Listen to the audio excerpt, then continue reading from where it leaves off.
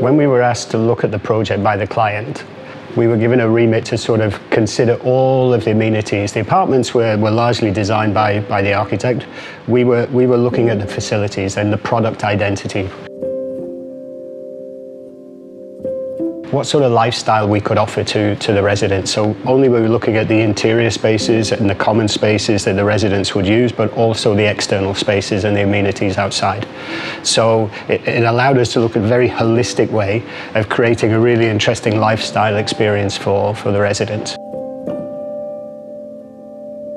Ahmedabad and Gujarat has an enormous history and deep cultural history as well. It also has an interesting climate. Climatically, it's very hot in certain parts of the year, and it also gets a little bit cool as well. It could be considered in some ways it's quite a conservative society as well, so taking account of people's privacy.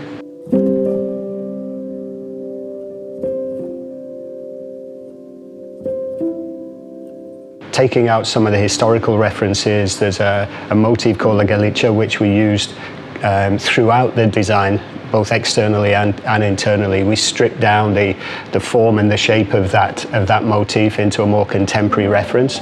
There's also, of course, we have to follow Vastu as well, in terms of the way we design, in terms of how the spaces are organized, how we enter into the building, etc., how certain facilities and things are placed, so that when people go in, they feel naturally comfortable in that environment as well. I think at the first floor, when you enter the building, or I suppose the club area, large, beautiful double height lobby, you go upstairs to the more communal spaces.